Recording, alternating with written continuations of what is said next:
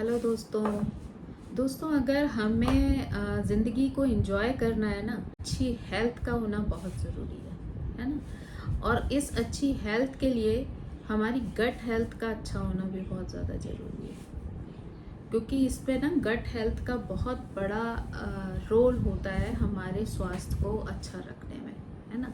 जिस तरीके से जैसे हम लोग कहते हैं ना कि हमारा हर इंसान की खुशियों का रास्ता पेट से होकर जाता है, तो अगर सही देखा जाए तो हर बीमारी की शुरुआत भी पेट से ही होती है। अगर आपका पेट ठीक नहीं है किसी न किसी रीज़न से, अगर आपकी गट हेल्थ अच्छी नहीं है, तो आप धीरे धीरे करके बहुत सारे रोग अपने अंदर इकट्ठे करते जाएंगे और पूरी तरीके से अस्वस्थ हो जाएंगे।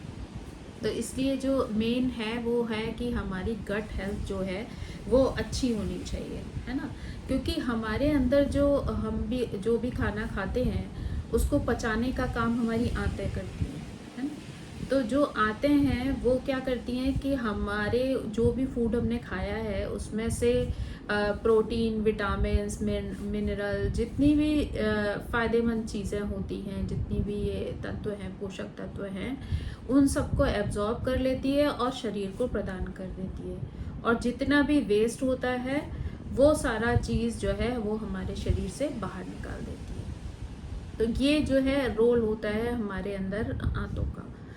तो लेकिन क्या होता है कि इस सारे रोल में जो सबसे इम्पॉर्टेंट चीज़ है वो है गुड बैक्टीरिया।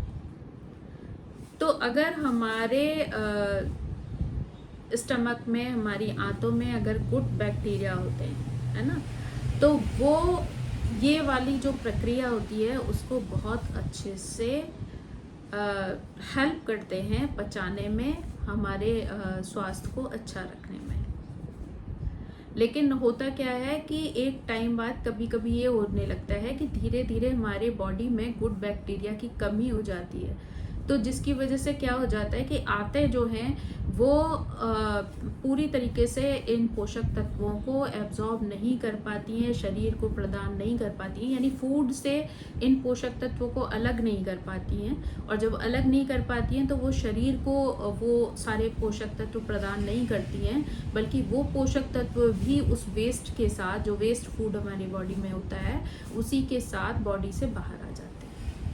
तो इसलिए आपने कई बार सुना होगा कि हम जो कुछ भी खा लें हमारे शरीर को लगता ही नहीं है। वो इसलिए नहीं लगता क्योंकि वो चीज़ें जो उसके पोषक तत्व थे वो तो आपकी बॉडी ने एक्सेप्ट किए ही नहीं, है ना। वो जो खाना वेस्ट बन के बाहर आया बॉडी से, उसी के साथ साथ वो पोषक तत्व भी बाहर आ गए। और ये जो प्रक्रिया होती है उसमें सबसे बड़ा रोल जो होता है वो गुड बैक्टीरिया का होता है।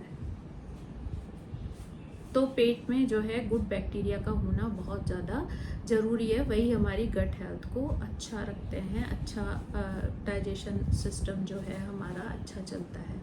तो क्या होता है कि जब हमारी गट हेल्थ जो है ख़राब होने लगती है तो फिर जो है और बहुत ढेर सारी बीमारियां भी हमारे शरीर पर अटैक करना शुरू कर देती हैं।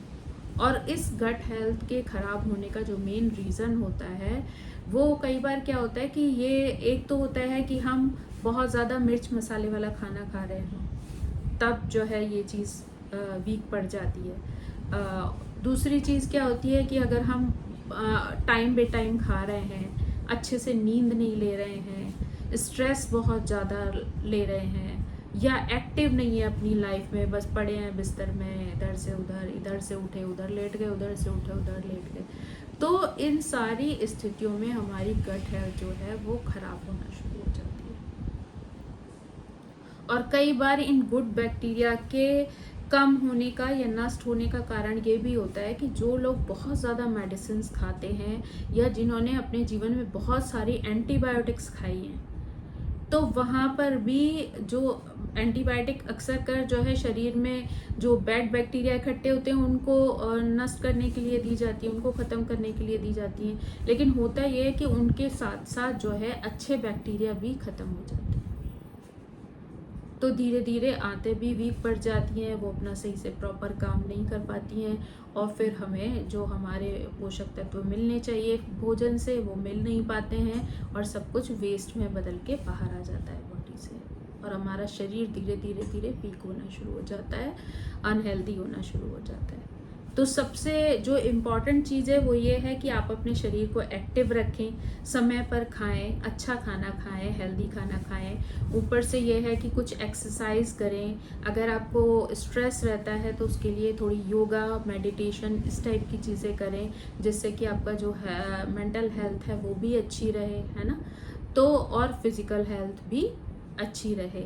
तो उसके लिए एक तो ये चीज़ें हैं जो सामान्य दिनचर्या में आपको अपने लिए परिवर्तित करनी होंगी, जिससे चीज़ें ठीक से वर्क करें। दूसरी चीज़ ये है कि अपने अंदर गुड बैक्टीरिया को डेवलप करने के लिए कुछ होम रेमेडीज़ हैं जो कि शायद हमारे सबके घरों में रहती हैं और हम लोग उन्हें प्रयोग भी करते हैं, बट ये होता है कि हम उन्हें रेगुलर वे में एज ए रेमेडी यूज़ नहीं कर रहे होते हैं, बल्कि अपनी चॉइस के हिसाब से जब चाहे जैसे चाहे खा रहे होते हैं, इसलिए वो कई बार उतनी अच्छे से वर्क नहीं कर पाती हैं। तो उसके लिए एक तो जो पहली होम रेमेडी है वो है दही, है ना, कर्ड। तो दही जो है ना वो प्रोबायोटिक का काम करता है, वो हमारे अंदर गुड बैक्टीरियाज को डेवलप करता है। तो इसलिए आप जैसा मौसम हो उसके हिसाब से दही जो है वो ज़रूर खाएं। रेगुलर वे में अपनी हैबिट डालें दही खाने की। और अगर गर्मियों का मौसम है तो आप छाछ बना के पी सकते हैं। अगर आप पतली छाछ बना के पीते हैं तो वो भी आपके पेट की गर्मी को बाहर करती है और गुड बैक्टीरिया को डेवलप होने में हेल्प करती है। तो आप दही को भी खा सकते हैं सीज़न के हिसाब से, और छाछ के रूप में अगर गर्मियां हैं तो आप छाछ के रूप में भी उसको ले सकते हैं, ताकि वो आपकी गट हेल्थ को अच्छा रखें। एक जो हमारे यहाँ सबसे अच्छी बेस्ट चीज़ है वो है कांजी। आई थिंक ज़्यादातर घरों में कांजी बनती होगी। इधर अगर हम यूपी की साइड की बात करें तो होली के आसपास जो है हमारे यहाँ वो कांजी वड़ा और गाजर का अचार जो पानी वाला होता है, कांजी वाला होता है, वो डाला जाता है। तो वो इसीलिए होता है मेनली उस समय पे, शायद जब कभी भी वो स्टार्ट किया गया होगा इस सीज़न में, वो उसका रीज़न यही होगा क्योंकि उस समय मौसम चेंज हो रहा होता है। तो मौसम चेंज होने की वजह से लोगों की कई बार इम्यूनिटी वीक होती है, तो बहुत सारे हेल्थ इश्यूज आते हैं। तो शायद इसलिए किया गया होगा कि अगर कांजी बनेगी तो होली पर लोग उसको पीते हैं, है ना, कांजी वड़ा खाते हैं। तो उससे क्या होता है कि जो राई पड़ती है उसमें, है ना, तो वो भी हमारी गट हेल्थ को बहुत अच्छा करती है, क्योंकि वो फर्मेंट हो जाता है पानी, और वो पानी जो है वो हमारे अंदर गुड बैक्टीरिया डेवलप करने में बहुत सपोर्ट करता है, हेल्प करता है। तो एक जो है आप वो चीज़ जो है सीज़न के हिसाब से यूज़ कर सकते हैं। मोस्टली वो फरवरी मार्च में अप्रैल में डाली जाती है, मतलब होली के आसपास डाली जाती है, लेकिन डिपेंड करता है आप जब चाहें तो उसको बना सकते हैं और पी सकते हैं बीच बीच में, तो जिससे आपकी हेल्थ जो है वो अच्छी रहे। दूसरी जो एक चीज़ है वो जो जैसे हम लोगों के यहाँ तो इधर की साइड यूपी वगैरह में तो पानी वाली कांजी बनती है, लेकिन आई थिंक साउथ साइड में जो कांजी बनती है उसका जो प्रोसेस है वो ये है कि आप बॉइल्ड जो राइस होता है, चावल बना हुआ, उसको पानी में डाल के रात भर के लिए रख दिया जाता है फर्मेंट होने के लिए बाहर मिट्टी के बर्तन में, और मॉर्निंग में उसको थोड़ा सा मथ कर उसमें करी पत्ता और सरसों का तड़का लगाकर फिर उसको खाया जाता है। तो वो भी एक बहुत अच्छा तरीका है ना। कुछ ऐसे एरियाज़ हैं जहाँ पर कुछ वेजिटेबल्स को भी फर्मेंट कर लिया जाता है और उसके बाद उसका प्रयोग अपने रूटीन लाइफ में, जैसे हम लोग अचार हमारे यहाँ खाया जाता है, तो अचार तो कई बार सॉल्ट बहुत ज़्यादा होने की वजह से हार्मफुल भी हो सकता है, सोडियम बहुत ज़्यादा पहुँचे बॉडी में अगर रेगुलर बेसिस पर, तो वो नुकसान कर सकता है। लेकिन ये है कि अगर आप लिमिट में फर्मेंट करके बिल्कुल हल्का सा सॉल्ट डाल के और उसको राई डाल के अगर वेजिटेबल्स को फर्मेंट कर लेते हैं तो वो भी आपको, या हल्का सा विनेगर डाल के अगर आप वेजिटेबल्स को वो कर लेते हैं तो वो भी आपको बहुत आपकी गट हेल्थ को अच्छा रखने में आपके लिए हेल्पफुल हो सकती है। तो क्या होता है कि चीज़ें तो शायद सबके घरों में वही हैं और बहुत इजीली अवेलेबल भी हैं, लेकिन कई बार क्या होता है हमें उनके बारे में पता नहीं होता।